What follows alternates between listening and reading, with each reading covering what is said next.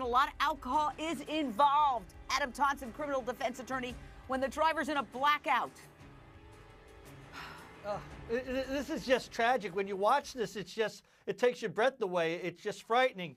I mean, obviously, you watch this tape, and the first thing you're wondering is, when you're on the side of the road and you see cars coming right at you in the opposite direction, why don't they just pull over, stop the vehicle? So there has to be something more than what we understand, which means some kind of drugs or alcohol involved in this, because a rational thinking person doesn't do this. But I will say this, a lot of these kind of cases, if you take alcohol out of it, you know, a lot of times you get elderly people at night. Some of these roadways are designed so poorly and have such confusing signs. No.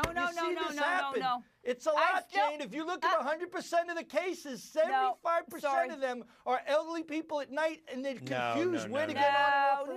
No, John Lieberman, I'm not saying it's this one. Okay. I'm not saying Well, look, Jane, here's what I can tell you.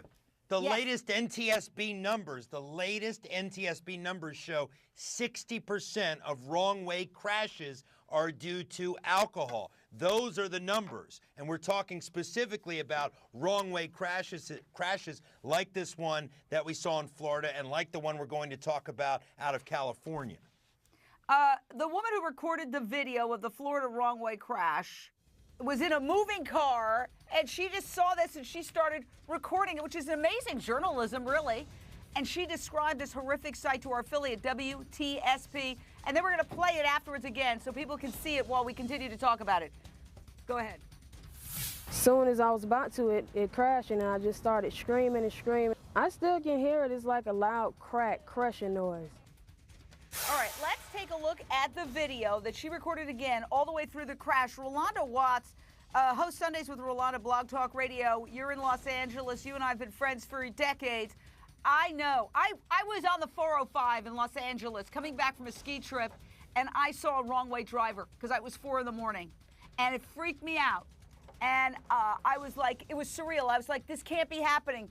Drove right past me on the 405 many years ago. It happens, and it's terrifying. I'm afraid to drive on Saturday night because even though I live in New York now, I don't have to drive, thank God. But when I was in LA, I didn't want to drive Saturday night on the freeways because of this. You know what I'm talking about. Yeah. Absolutely. Jane, listen, you and I know all too well the difficulties that alcohol can lead to.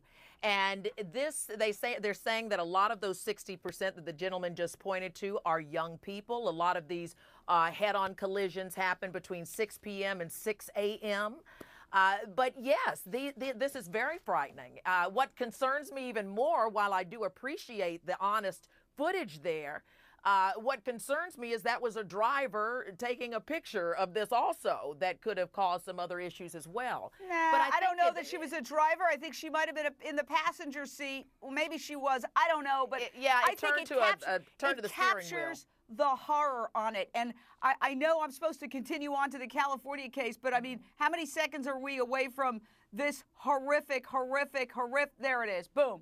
I mean, the crash we're talking about happened early yesterday morning, okay, in Tampa, Florida. So, yeah, that's late Saturday night, early Sunday morning. There was an eerily similar crash at about the same time on the other side of the country in a Los Angeles suburb. Cops say another wrong-way driver crashed into 2 cars and killed 6 people. It's horrific. 4 of them were deceased on scene. 2 of them passed away at the hospital, UC Irvine. And right now we have 1 critical, and we have another party that was minor injuries.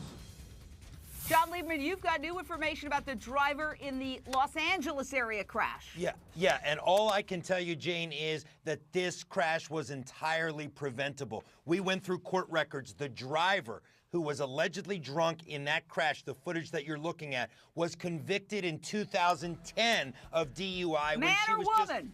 When it was a woman, when she was just 17 years old, convicted of DUI as a juvenile. Then, since then, she's had at least 2 other traffic violations. She just got, last week, all of the restrictions lifted on her license just last week. And one other thing, Jane, the driver's sister, one of the victims in this crash, she too had 2 DUI convictions, and she couldn't take the wheel I gotta jump to the because chase her license here. had been the suspended. driver Was she killed, or is she going to face like charges?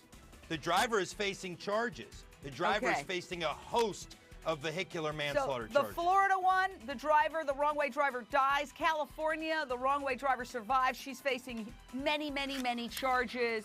What a horror show, coast to coast. On the other side, thank you, John Lieberman. Bizarre. One way to describe the way Shia LaBeouf has been acting.